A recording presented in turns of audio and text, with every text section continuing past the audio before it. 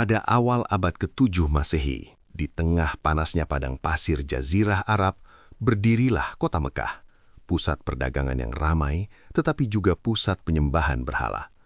Di sanalah manusia hidup dalam sistem kesukuan yang keras. Kekuatan ditentukan oleh nasab, harta, dan pengaruh.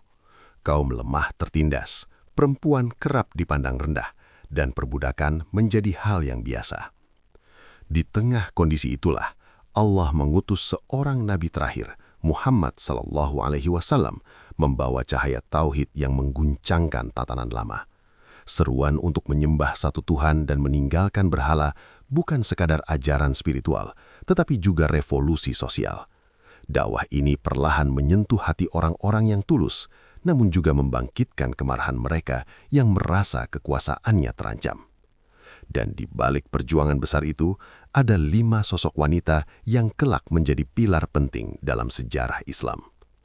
Yang pertama adalah Khadijah binti Khuwailid, seorang saudagar sukses, terpandang dan dikenal karena kemuliaan akhlaknya. Sebelum wahyu pertama turun, beliau telah melihat kejujuran dan keagungan pribadi Muhammad SAW. Saat wahyu turun di Gua Hira dan Rasulullah pulang dalam keadaan menggigil ketakutan, Khadijahlah yang menenangkan, menguatkan, dan meyakinkan bahwa Allah tidak akan pernah menelantarkan hamba pilihannya. Di saat banyak orang meragukan, ia justru menjadi orang pertama yang beriman. Yang kedua adalah Fatimah Az-Zahra, putri bungsu Rasulullah. Ia tumbuh menyaksikan langsung kerasnya penolakan kaum Quraisy terhadap ayahnya. Sejak kecil, Fatimah sudah akrab dengan penderitaan. Ia pernah membersihkan kotoran yang dilemparkan ke tubuh ayahnya saat sedang sujud di depan Ka'bah. Hatinya lembut, tetapi jiwanya tegar. Di balik tubuhnya yang sederhana, tersimpan keberanian yang luar biasa.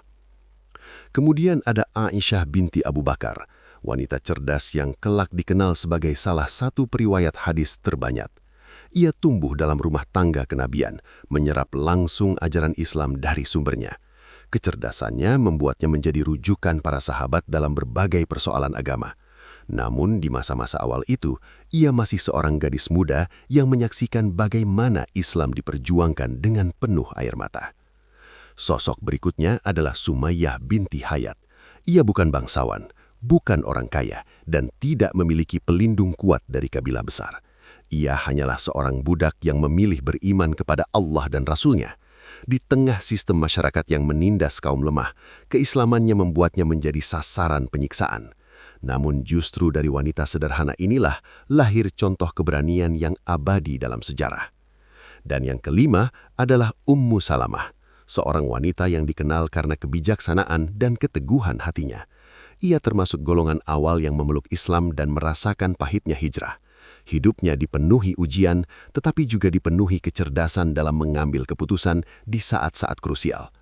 Latar waktu kemudian bergeser ke kota Madinah, tempat hijrah membuka babak baru dalam sejarah Islam.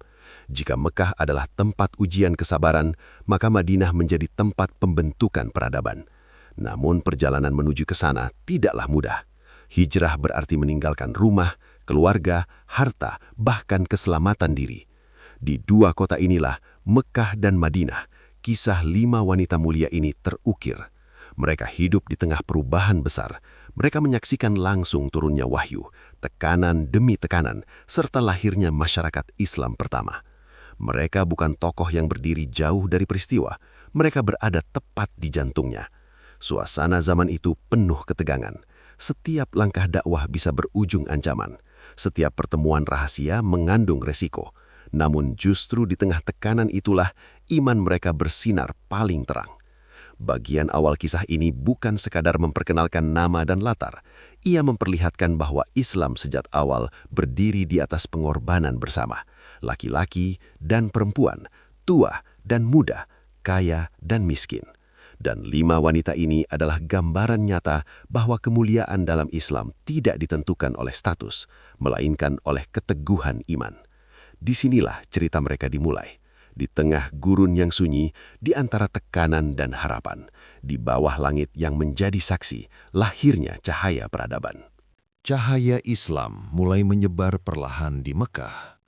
Awalnya hanya bisikan dari rumah ke rumah. Pertemuan-pertemuan kecil dilakukan secara sembunyi-sembunyi. Ayat-ayat Al-Quran dibacakan dengan suara lirih. Namun getarannya mampu mengguncang hati siapa saja yang mendengarnya. Namun semakin banyak yang memeluk Islam, semakin besar pula kemarahan kaum Quraisy.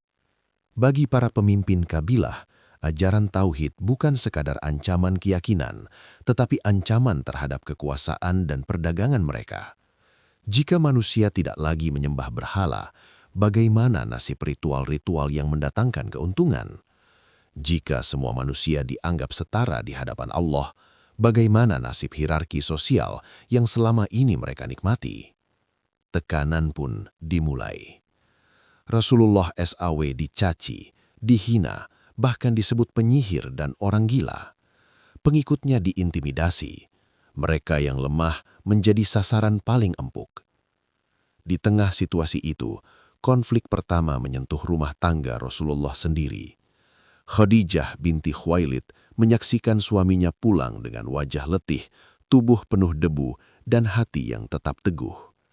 Setiap hari kabar kebencian datang silih berganti. Namun bukan hanya hinaan yang harus mereka hadapi. Boikot sosial mulai dirancang. Hubungan dagang diputus, makanan dipersulit, tekanan ekonomi perlahan mencekik. Bayangkan, seorang wanita yang sebelumnya hidup berkecukupan, kini harus merelakan seluruh hartanya untuk menopang dakwah. Konflik batin pun hadir, mempertahankan kenyamanan dunia atau berdiri bersama kebenaran. Khadijah memilih tanpa ragu. Di sudut lain kota, ujian yang jauh lebih kejam menanti. Sumayyah binti Khayyat dan keluarganya ditangkap oleh kaum Quraisy.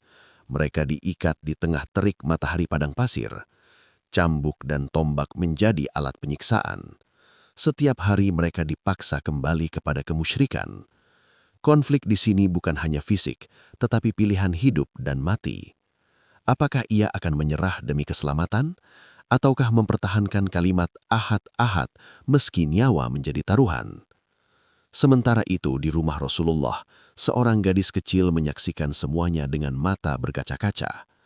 Fatimah Az-Zahra melihat ayahnya dihina di depan Ka'bah. Ia melihat orang-orang melemparkan kotoran ke punggung ayahnya saat sedang sujud. Hatinya perih, tetapi ia tidak bisa membalas dengan kekuatan. Konflik yang ia rasakan adalah konflik antara kesedihan seorang anak dan keyakinan bahwa perjuangan ini adalah jalan Allah. Di kemudian hari, ketika hijrah ke Madinah mulai direncanakan, konflik baru muncul. Kaum muslimin harus meninggalkan rumah dan keluarga. Harta dirampas, hubungan diputus, tidak ada jaminan keselamatan di perjalanan. Ummu Salamah merasakan konflik yang begitu menyayat. Ia harus terpisah dari suami dan anaknya karena tekanan kabilah. Setiap hari ia datang ke tempat perpisahan itu, menangis sendirian, berharap keluarganya bisa berkumpul kembali. Ujian bukan hanya soal iman, tetapi juga rasa kehilangan yang mendalam. Dan di Madinah kelak, konflik yang berbeda menanti. Aisyah binti Abu Bakar akan menghadapi ujian yang tidak kalah berat, fitnah yang mengguncangkan kehormatan dan rumah tangga Rasulullah. Namun benih konfliknya mulai terasa sejak awal. Menjadi bagian dari keluarga Nabi berarti hidup di bawah sorotan, di tengah kecemburuan, tekanan sosial dan tanggung jawab besar. Konflik demi konflik mulai membentuk pola. Islam bukan hanya diuji dari luar, tetapi juga dari dalam, dengan rasa takut, kehilangan, kelaparan, dan tekanan sosial. Ketegangan meningkat, boikot terhadap Bani Hashim diberlakukan, kaum muslimin dikucilkan di sebuah lembah sempit, tangisan anak-anak kelaparan terdengar di malam hari, persediaan makanan menipis. Tahun itu kelak dikenal sebagai tahun kesedihan. Apakah iman mampu bertahan di tengah lapar dan ancaman? Apakah cinta kepada Allah cukup untuk mengalahkan rasa takut manusia? Disinilah konflik benar-benar menjadi bahan cerita. 5 wanita ini berada tepat di tengah pusaran badai. Mereka bukan penonton, mereka adalah bagian dari ujian itu sendiri. Dan badai itu baru saja dimulai. Tekanan yang sebelumnya terasa seperti gelombang, kini berubah menjadi badai. Di Mekah, siksaan tidak lagi dilakukan diam-diam. Ia menjadi tontonan. Kaum Quraisy ingin memberi pesan tegas, siapapun yang mengikuti Muhammad akan menerima akibatnya. Dan disinilah konflik mencapai tingkat yang lebih dalam, bukan hanya ancaman dari luar, tetapi ujian yang mengguncang jiwa. Sumayyah binti Hayat menjadi simbol paling nyata dari kekejaman itu. Tubuhnya yang renta diikat di tengah terik matahari. Setiap hari, Abu Jahal datang dengan ancaman dan hinaan. Ia diminta meninggalkan keimanannya. Ia ditawarkan kebebasan jika kembali kepada berhala. Namun yang keluar dari lisannya bukanlah keluhan. Yang keluar adalah keteguhan. Tekanan demi tekanan justru membuat sikapnya semakin tegas. Hingga akhirnya, tombak kebencian menembus tubuhnya. Ia gugur bukan sebagai korban, tetapi sebagai syahidah pertama dalam sejarah Islam. Namun tragedi itu tidak membuat tekanan mereda, justru memperuncing kebencian kaum Quraisy. Di rumah Rasulullah, kesedihan lain datang bertubi-tubi. Khadijah binti Khuwailid yang selama ini menjadi penopang utama dakwah mulai melemah secara fisik. Bertahun-tahun boikot di lembah membuat kesehatannya menurun drastis. Harta telah habis untuk perjuangan. Tubuhnya lelah, tetapi imannya tetap kokoh. Lalu tibalah saat yang paling menyayat. Khadijah binti Khuwailid wafat. Bagi Rasulullah SAW, ini bukan sekedar kehilangan istri. Ini adalah kehilangan sahabat, penenang, dan pendukung utama sejak wahyu pertama turun. Tahun itu dikenal sebagai tahun kesedihan. Komplikasi tidak berhenti di sana. Fatimah Az-Zahra yang masih muda harus menyaksikan duka demi duka di rumahnya. Ia melihat ayahnya kehilangan orang-orang tercinta. Ia melihat tekanan terus datang tanpa jeda. Hatinya matang lebih cepat dari usianya. Kesedihan membentuk keteguhannya. Hijrah ke Madinah memang membuka lembaran baru, tetapi bukan berarti tanpa ujian. Di Madinah, kaum muslimin mulai membangun masyarakat. Namun, ancaman dari luar tetap ada, dan dari dalam pun muncul ujian yang lebih halus, fitnah. Ujian berat itu menimpa Aisyah binti Abu Bakar dalam peristiwa yang dikenal sebagai hadisul ifk. Sebuah tuduhan keji disebarkan oleh orang-orang munafik. Kabar itu menyebar cepat, dari rumah ke rumah, dari telinga ke telinga. Bayangkan tekanan yang ia rasakan. Ia tidak tahu mengapa orang-orang berubah sikap. Ia merasakan jarak, bisikan, tatapan yang berbeda. Ia sakit, bukan hanya karena fisik, tetapi karena hatinya terluka oleh prasangka. Rasulullah sendiri berada dalam posisi sulit. Beliau menunggu wahyu, sementara fitnah terus berkembang. Madinah terasa mencekam. Komunitas muslim diuji bukan oleh pedang, tetapi oleh kabar yang tak terlihat namun menghancurkan. Sementara itu, Ummu Salamah menghadapi ujian kehilangan yang mendalam. Suaminya gugur setelah luka perang. Ia menjadi janda dengan anak-anak kecil. Dalam kesedihannya, ia berdoa agar Allah menggantikan musibah itu dengan yang lebih baik, meski hatinya ragu, adakah yang lebih baik dari suaminya. Komplikasi semakin terasa karena ujian kini datang dari berbagai arah. Penyiksaan fisik, kehilangan orang tercinta, fitnah yang merusak kehormatan, kesedihan yang bertumpuk tanpa jeda. Seolah-olah iman benar-benar ditempa dalam api yang menyala. Namun justru disinilah rasa penasaran itu tumbuh. Apakah semua ujian ini akan menghancurkan mereka? Ataukah justru memunculkan kemuliaan yang lebih besar? Apakah nama Aisyah selamanya ternoda? Apakah duka Ummu Salamah akan berubah menjadi kemuliaan? Apakah kehilangan Khadijah menjadi akhir kekuatan dakwah atau awal dari babak baru? Ketegangan semakin naik. Jawaban atas semua itu akan terungkap di puncak peristiwa yang menentukan arah sejarah. Inilah titik di mana seluruh ujian mencapai puncaknya. Bukan lagi sekedar tekanan, tetapi momen-momen yang menentukan arah sejarah. Di tengah panasnya padang pasir Makkah, penyiksaan terhadap kaum muslimin mencapai batas paling kejam. Dan pada hari itu, tombak kebencian akhirnya menembus tubuh Sumayyah binti Khayyat. Abu Jahal berdiri dengan amarah membara. Ia menuntut satu hal, tinggalkan Muhammad dan kembali kepada berhala. Namun wanita tua itu tidak bergeming. Tidak ada teriakan memohon ampun, tidak ada kata menyerah. Yang ada hanyalah keteguhan yang membuat para penyiksa justru gelisah. Hingga akhirnya tombak itu dihunuskan. Tubuhnya roboh, tetapi imannya tidak pernah roboh. Di saat itulah sejarah berubah. Sumayyah gugur sebagai syahidah pertama dalam Islam. Darahnya menjadi saksi bahwa iman lebih mahal dari nyawa. Kaum Quraisy mungkin merasa menang, tetapi sesungguhnya mereka baru saja menyalakan api keberanian yang tak akan padam. Namun puncak ujian tidak berhenti di sana. Beberapa waktu setelah itu, duka besar menimpa Rasulullah SAW. Khadijah binti Khuwailid, wanita yang pertama beriman, yang mengorbankan seluruh hartanya, yang selalu menjadi penenang di saat gelisah, jatuh sakit dan wafat. Bayangkan suasana rumah itu. Rumah yang dahulu menjadi tempat turunnya wahyu pertama, kini dipenuhi keheningan duka. Rasulullah kehilangan bukan hanya seorang istri, tetapi tiang penyangga dakwah sejak awal. Tahun itu kemudian dikenal sebagai tahun kesedihan. Tekanan terasa begitu berat. Perlindungan dari paman beliau juga telah tiada. Secara politik dan sosial, Rasulullah berada dalam posisi paling rentan. Namun justru dari titik terendah inilah Allah menyiapkan pertolongannya. Hijrah ke Madinah menjadi langkah besar.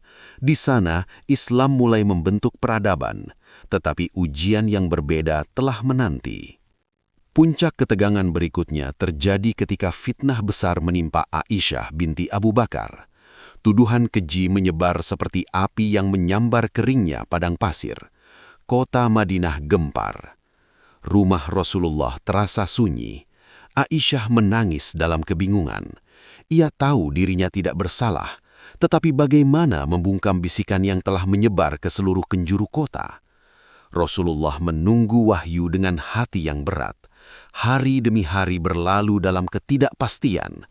Inilah ujian bukan hanya bagi Aisyah, tetapi juga bagi seluruh komunitas Muslim. Dan kemudian wahyu turun. Ayat-ayat dari langit membela kehormatan Aisyah, membersihkan namanya untuk selamanya. Tuduhan itu runtuh seketika. Mereka yang menyebarkan fitnah mendapat teguran keras dari Allah. Di titik itu, ketegangan pecah menjadi kelegaan. Air mata berubah menjadi syukur. Namun klimaks belum selesai. Dalam perjanjian Hudaibiyah, ketika sebagian sahabat merasa kecewa dan enggan menyembelih hewan kurban karena perjanjian tampak merugikan, suasana memanas. Rasulullah masuk ke dalam kemah dengan kegelisahan. Di sanalah Ummu Salamah memberikan saran yang menentukan. "Wahai Rasulullah, keluarlah, sembelihlah hewan kurbanmu tanpa berbicara sepatah pun kata. Mereka akan mengikutimu." Saran itu diikuti, dan benar, para sahabat pun mengikuti tindakan Rasulullah. Ketegangan mereda, krisis terselamatkan oleh kebijaksanaan seorang wanita. Dan di sisi lain, Fatimah Az-Zahra berdiri sebagai saksi semua peristiwa itu. Ia menyaksikan penderitaan, kehilangan, fitnah, dan kemenangan.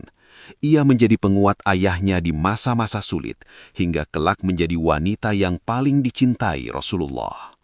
Semua ujian itu, syahidnya Sumayyah, wafatnya Khadijah, fitnah terhadap Aisyah, kebijaksanaan Ummu Salamah, keteguhan Fatimah, semua bertemu di satu titik, pembuktian bahwa wanita-wanita ini bukan pelengkap sejarah.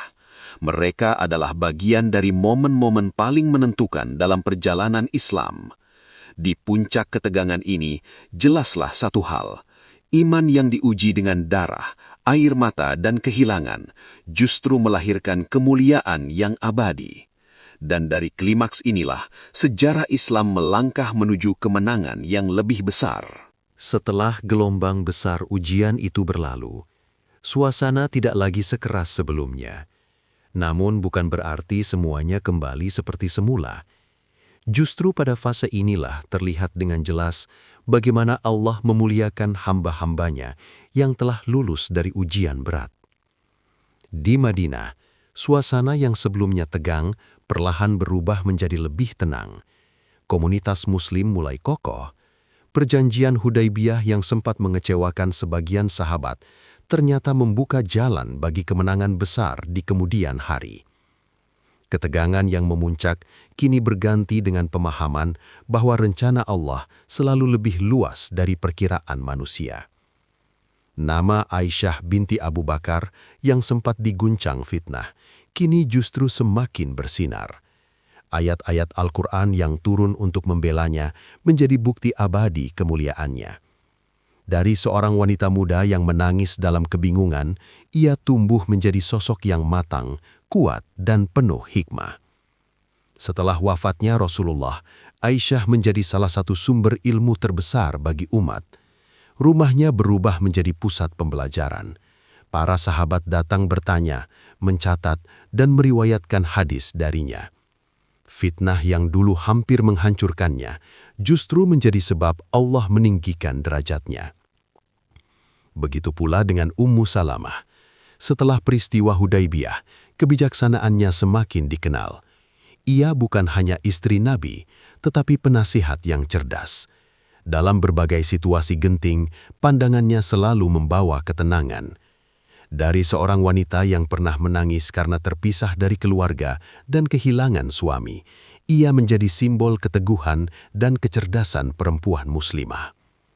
Sementara itu, kenangan tentang Sumayyah binti Khayyat tidak pernah pudar. Tubuhnya memang telah lama terkubur di tanah Mekah, tetapi namanya hidup dalam setiap kisah keberanian. Kaum muslimin mengenangnya bukan dengan tangisan semata, tetapi dengan kebanggaan. Ia adalah bukti bahwa iman tidak mengenal status sosial. Seorang budak wanita yang lemah secara fisik, namun lebih kuat daripada para pemuka Quraisy dalam mempertahankan keyakinan. Dan bagaimana dengan Khadijah binti Khuwailid? Meski telah wafat, namanya selalu disebut dengan penuh cinta oleh Rasulullah SAW. Setiap kali ada kambing disembelih, beliau mengirimkan sebagian daging kepada sahabat-sahabat Khadijah. Setiap kali namanya disebut, mata Rasulullah berkaca-kaca. Bahkan bertahun-tahun setelah kepergiannya, beliau tetap mengingat pengorbanannya. Anti klimaks ini menghadirkan suasana yang lebih lembut, bukan lagi dentuman konflik, melainkan pantulan makna dari setiap ujian. Di sisi lain, Fatimah Az-Zahra tumbuh menjadi wanita yang matang dalam iman dan kesederhanaan. Ia menikah dengan Ali bin Abi Thalib dan menjalani kehidupan rumah tangga yang jauh dari kemewahan. Tangannya pernah kasar karena menggiling gandum sendiri, namun ia tidak pernah mengeluh. Ketika meminta pembantu, Rasulullah justru mengajarkan zikir sebagai kekuatan. Dari situlah, Fatimah memahami bahwa kekayaan sejati bukan pada harta, melainkan pada kedekatan dengan Allah. Perlahan, suasana cerita berubah. Tidak ada lagi teriakan penyiksaan, tidak ada lagi bisikan fitnah yang mengguncang kota. Yang ada adalah ketenangan setelah badai. Namun ketenangan ini bukan berarti perjuangan selesai. Ia adalah fase refleksi, fase di mana setiap luka mulai dimaknai, setiap air mata berubah menjadi pelajaran. Umat Islam mulai melihat hasil dari kesabaran mereka. Islam menyebar dengan cepat. Kota-kota mulai membuka pintu. Orang-orang yang dulu memusuhi kini datang memeluk Islam. Dari puncak konflik, kini mereka berada di dataran ketenangan yang penuh syukur. Anti klimaks ini mengajarkan satu hal penting. Kemenangan sejati bukan hanya ketika musuh kalah, tetapi ketika hati tetap teguh setelah ujian. 5 wanita ini tidak lagi berada dalam pusaran konflik yang membara. Namun justru dalam fase tenang inilah terlihat keagungan mereka yang sesungguhnya. Mereka menjadi sumber ilmu, sumber inspirasi, dan teladan generasi. Ketegangan telah meredah, namun jejak perjuangan mereka tidak pernah memudar. Dan dari ketenangan inilah kita mulai melihat gambaran utuh bahwa semua ujian yang mereka lalui bukanlah sia-sia, melainkan persiapan menuju kemuliaan yang lebih besar. Setelah badai panjang, ujian, kehilangan, dan fitnah yang mengguncang, kini kisah itu memasuki fase penyelesaian. Bukan lagi tentang siapa yang disiksa atau siapa yang difitnah, melainkan tentang bagaimana semua ujian itu menemukan maknanya. Di Madinah, Islam berdiri semakin kokoh. Kota yang dahulu menjadi tempat hijrah penuh ketidakpastian, kini berubah menjadi pusat peradaban. Masjid Nabawi menjadi jantung kehidupan umat. Ayat-ayat Al-Quran terus turun membimbing masyarakat menuju akhlak yang lebih tinggi. Dan di tengah suasana yang lebih tenang itu, terlihat jelas hasil dari pengorbanan 5 wanita mulia tersebut.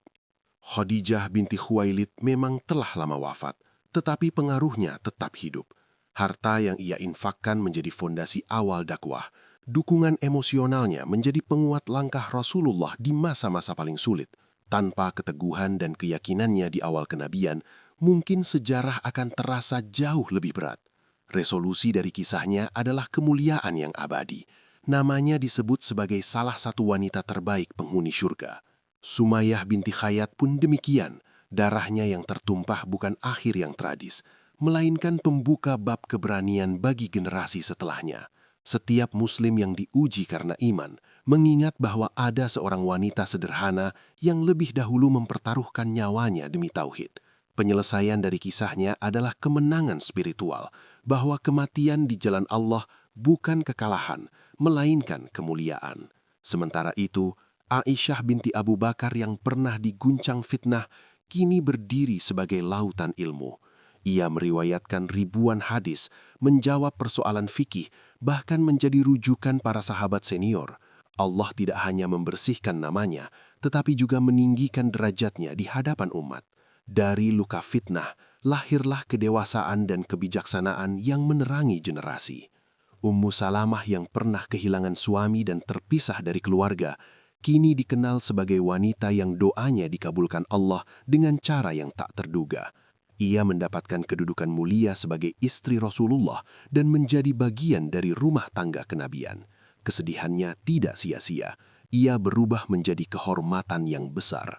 Dan Fatimah Az-Zahra yang sejak kecil menyaksikan luka demi luka, tumbuh menjadi simbol kesederhanaan dan kemuliaan akhlak. Ia menjalani hidup tanpa kemewahan meski ayahnya adalah pemimpin umat. Resolusi dari kisahnya adalah teladan tentang bagaimana kekuatan sejati seorang wanita terletak pada kesabaran dan kedekatannya dengan Allah.